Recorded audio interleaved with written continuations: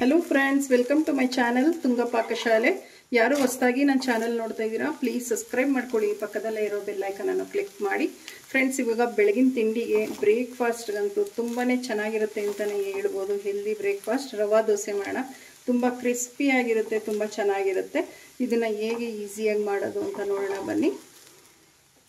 Friends ನೋಡಿ, ಮೊದಲಿಗೆ ಒಂದು ಮಿಕ್ಸಿಂಗ್ ಬೌಲ್ ತೊಗೊಂಡಿದ್ದೀನಿ. ಒಂದು 200 ಗ್ರಾಮ್ ಅಷ್ಟು ಬಾಂಬೆ ರವೆ ತೊಗೊಂಡಿದ್ದೀನಿ. ರವೆ ಹಾಕ್ತಾಯಿದ್ದೀನಿ ನೋಡಿ. ಒಂದು ಅರ್ಧ ಟೇಬಲ್ ಸ್ಪೂನ್ ಅಷ್ಟು ಜೀರಿಗೆ ಹಾಕ್ತಾಯಿದ್ದೀನಿ. ಸಣ್ಣದಾಗಿ ಕಟ್ ಮಾಡಿರೋಂಥ ಹಸಿರು ಮೆಣಸಿನ್ಕಾಯಿ ಹಾಕ್ತಾಯಿದ್ದೀನಿ. ಒಂದು 3 ಹಸಿರು ಮೆಣಸಿನ್ಕಾಯಿ ತೊಗೊಂಡಿದ್ದೀನಿ. ಇಲ್ಲಿ ಒಂದು ಮೀಡಿಯಮ್ ಸೈಜ್ ಈರುಳ್ಳಿನ ನೋಡಿ ಈ ಥರ ಸಣ್ಣದಾಗಿ ಚಾಪ್ ಮಾಡಿರೋವಂಥದ್ದು ಹಾಕ್ತಾಯಿದ್ದೀನಿ. ಒಂದು ಸ್ವಲ್ಪ ಕ್ಯಾರೆಟ್ ತುರಿ ಹಾಕ್ತಾಯಿದ್ದೀನಿ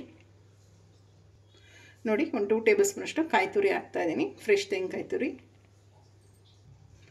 ಒಂದು ಸ್ವಲ್ಪ ಕೊತ್ತಂಬರಿ ಸೊಪ್ಪು ಹಾಕ್ತಾಯಿದ್ದೀನಿ ಸಣ್ಣದಾಗಿ ಕಟ್ ಮಾಡಿ ನೋಡಿ. ಒಂದು 4 ಟೇಬಲ್ ಸ್ಪೂನ್ ಅಷ್ಟು ಅಕ್ಕಿ ಹಿಟ್ಟು ಹಾಕ್ತಾಯಿದ್ದೀನಿ. ಕ್ರಿಸ್ಪಿಯಾಗಿ ತುಂಬ ಚೆನ್ನಾಗಿ ಬರುತ್ತೆ ನೋಡಿ. ರುಚಿಗೆ ತಕ್ಕಷ್ಟು ಉಪ್ಪು ಹಾಕ್ತಾಯಿದ್ದೀನಿ. ಮೊದಲಿಗೆ ಮಿಕ್ಸ್ ಮಾಡಿ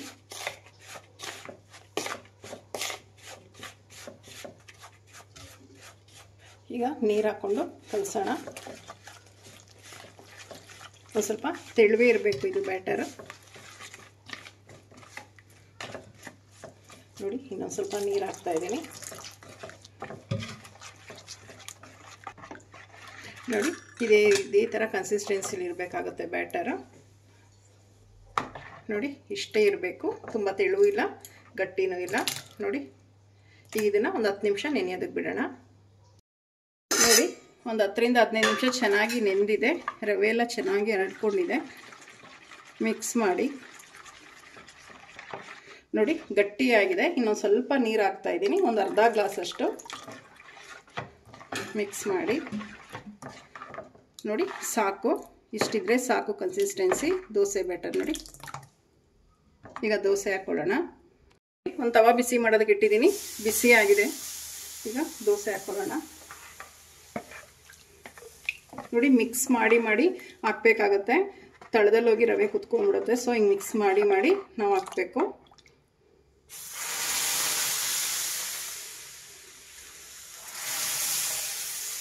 ನೋಡಿ. ಇದೇ ಥರನೇ ಹಾಕಿ, ತುಂಬ ಚೆನ್ನಾಗಿರುತ್ತೆ, ತೆಳು ಬರುತ್ತೆ, ಕ್ರಿಸ್ಪಿಯಾಗೂ ಇರುತ್ತೆ ರವಾ ದೋಸೆ